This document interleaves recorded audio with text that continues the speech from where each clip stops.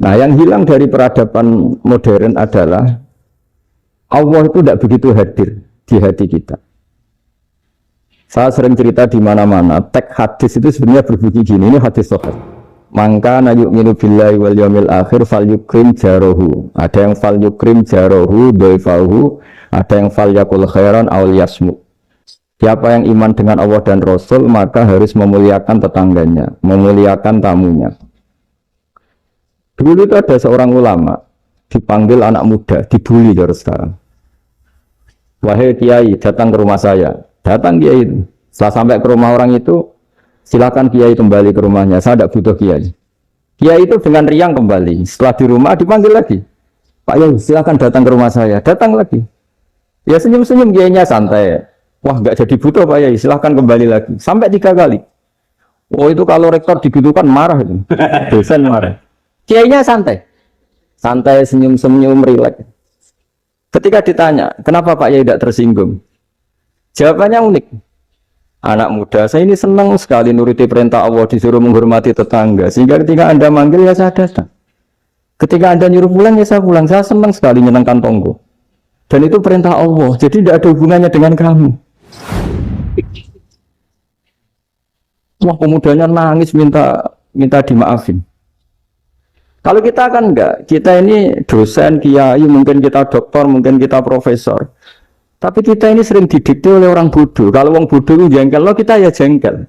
Lo kamu jengkel, dijengkelkan orang bodoh itu namanya terdikte. Itu bodoh apa pinter? Oh itu tidak pinter sama sekali. Kalau betul-betul kamu pinter hanya bisa didikte oleh Allah Subhanahu wa ta'ala. Jadi antara hukum Allah apa? Wa ahsin man asa'a ilaika, berbuatlah baik sama orang yang berbuat buruk sama Anda. Itu dikteannya Allah. Kalau dikteannya orang-orang bodoh kayak dimangkel ben mangkel, terus kamu mangkel. Itu bodoh apa pinter? Nah, problem kita kekinian adalah wong pinter, wong bodoh itu bodoh-bodoh bisa didikte oleh sekelilingnya. Sekaruan wataknya perumahan seperti itu, wataknya anak-anak seperti itu, kita didikte. Anak-anak jengkelin kita mangkel, berarti kita didikte oleh orang bodoh. Makanya agama itu unik, kadang ngendikan wa ahsin man asa'a ilaika, kadang wasil man qata'aka, sambunglah orang yang memutus kamu. Karena dengan demikian kita hanya didikte oleh Allah Subhanahu wa ta'ala, bukan didikte oleh hukum sosial. Cara Jawane nak ngapiki tangga sing apik akeh tunggale. Berbuat baik sama yang berbuat baik pada kita itu orang fasik ya seperti itu, maling ya seperti itu, sama. Tapi kalau berbuat baik sama orang yang berbuat jelek sama kamu itu baru luar biasa. Dan memang teksnya hadis wa ahsin man asa'a ilaika, berbuat baiklah sama orang berbuat buruk sama kamu. Jadi nggak boleh orang didikte.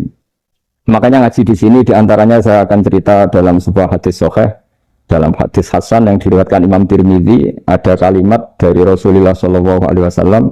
Dawe Nabi, la takunu imma'atan, taquluna in ahsanan nasu ahsanna wa in zalamu zalamna. Walakin watti'u anfusakum in ahsanan nasu an tuhsinu wa in asa'u alla tazlimu. Kamu jangan jadi orang yang mudah diombang-ambingkan oleh orang sekeliling kamu. Yaitu kamu mengatakan jika orang baik ke saya akan baik, jika orang buruk ke saya juga akan membalas buruk. Itu namanya Anda didikte.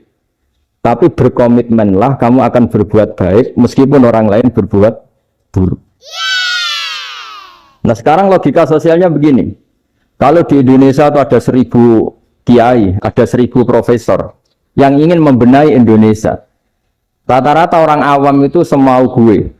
Terus mereka mendikte kita. Perilakunya nggak simpatik, perilakunya jengkelin. Terus 1000 profesor ini ikut jengkel. Itu kira-kira jadi solusi apa goblok bareng? Ya? Sama 1000 kiai ini ikut jengkel. Ini jadi solusi apa goblok bareng?